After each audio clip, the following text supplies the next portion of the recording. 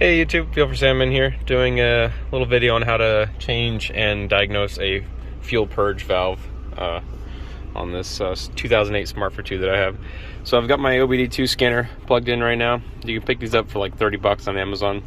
All you do is plug it into the OBD2 port down there, super easy. And then you just turn on the car, and then it's going to run the diagnostic, which it just did. And if I click read codes, it's going to show P0497, system's low pressure purge flow or purge valve. So I checked this about 3 days ago, cleared the check engine light, came back on. So today I actually got the part. It's sitting right there on my stairs right now, but I'm going to show you how to replace it.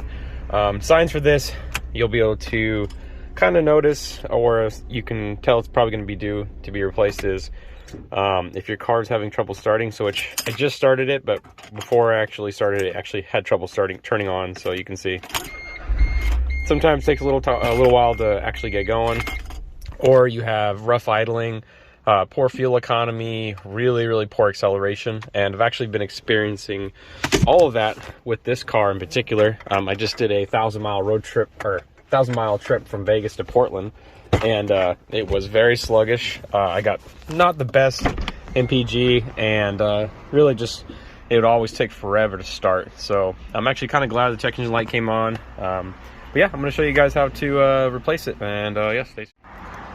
So I'm going to show you how to take the cover off and get this part replaced. So just want to apologize in advance for the noise. I live next to a main road, so not really much I can do about it. Anyway, so first thing is get this carpeted cover off, and you can really just kind of tuck it back. Mine's already been ripped. If you really don't want to rip it, you can kind of just use like a bungee cord and pull it back, but mine's already been damaged prior, so not really a big issue for me. Then you got this little tiny clip right here. It's just a little together screw. Just put it in here for now. Pull the engine panel off, should slide right out. Set that aside. And then, let's see here. Let me show you. Get my flashlight turned on for you. So, this is your purge valve right here. You've got a main wire connector. You've got, which I believe it looks like a vacuum line or some sort of a fuel line, or most likely that. Okay, sorry about that, terrible filming there. So I got the new part to kind of figure out how it goes in, so now I have a better idea. So I reached my hand down in there, grabbed the line, come in directly off, which is that one right there. Grab the back, and let's see if I can get a light in there for you. So right down there. You see it moving? It's really a really terrible spot to put this, but you can reach it with your hand. You just have to definitely make sure the motor is not too hot, which thankfully mine is just lukewarm. So it has a little blue clip, which I'll show you right here, where you can see better. So it's a spring powered clip, or what do you want to call it. So you press it in to release, and when you let go, it locks it in place. So press in and see how it pushes in. So that's probably from the fuel tank or from fuel line. So all we have to do is unplug the power to there, unplug the vacuum line, and then unplug. So I got the purge valve out of its holder right there, just the little rubber grommets. And I was trying to play around with this and trying to figure out how to get the wire connector off. And it looks like if you put a little flathead screwdriver right there on the side, come on, it pops right off. And I believe you just gotta do that to both sides. Okay, so I got a little clip out. That was a nightmare. I'm gonna put it in my handy dandy storage, which anytime I've ever worked on this car, I've always just thrown everything in here when I was working on it. And we'll get pieces mixed up. All right, so now this clip should pull right off. Let's see, it might have a little, might be stuck on there. It's probably the original one. There we go. Just a little wiggle. Cool. All right, and now we're gonna get this little vacuum line off, which I'm guessing this has the same trigger style that the bottom part has, which you just push this little button in, while pulling, and it should come right out. So, got myself situated here better. So once we got the clip off, now we're gonna go ahead and take off this, or pushing this green button right here, which should pop this stupid vacuum line off. Again, this has probably been in here for a very long time, so my guess is it's gonna put up a fight. There we go. That's not too bad. Okay, cool.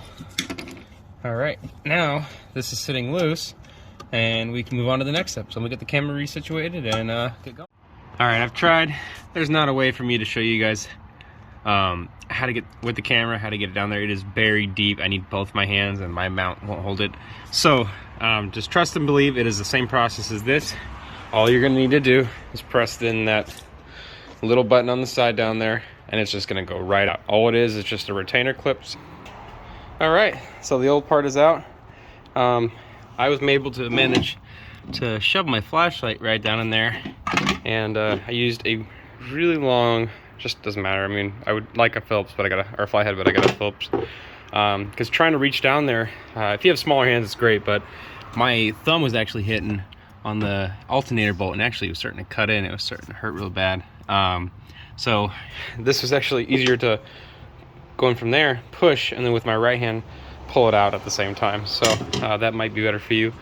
But it's completely off. I mean, no signs of damage, but you know, these things just, it's a part that needs to get replaced. So it's a factory Smart part that I paid for. I think it was 60 bucks.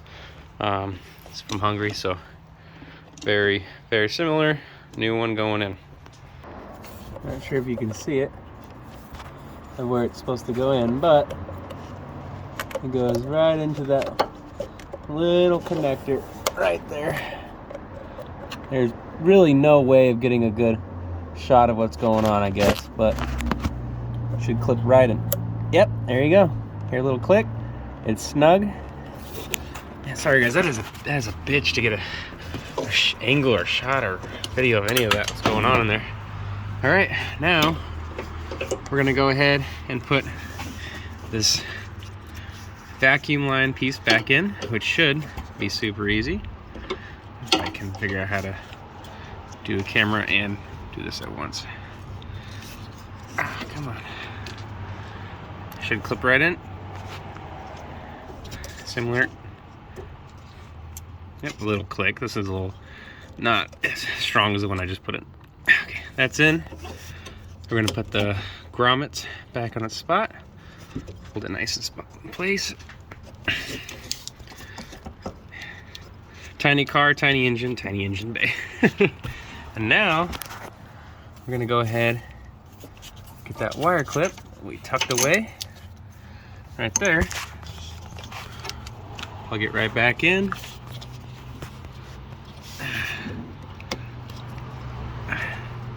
There we go. And put that little metal retainer on, and then I'll start it up, make sure everything's running right, show you how to clear the code, and call it a day.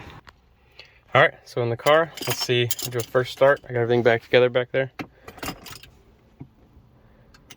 Make sure it's prime. Oh, that felt a lot better, actually. It's idling. Actually, it's idling a lot, not as rough as it was before. Sounds different too, weird. Okay, anyway, so still have the check engine light on right there. So when you have your OBD2 scanner plugged in, it's going to be scanning everything. And then when it does erase codes, I believe the car has to be off. Let's see. Yeah, turn the key off.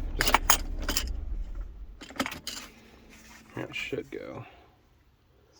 Erase codes, yes. And let's turn the car back on. Wow, the idle is so much smoother. Whoa. I didn't actually think it would do anything. That is, it's not like vibrating the car as much. Like, it's way more smooth, I guess, the best way of putting it. Well, the light's not on. Hopefully it doesn't turn back on. That's what the code was showing. No more check engine codes. Hopefully that was helpful for you guys. If it was, like. If not, dislike. You know, I try to make these videos as best as I can. It's just me, myself, and I. No camera man. So, yeah. Best of luck with your replacement.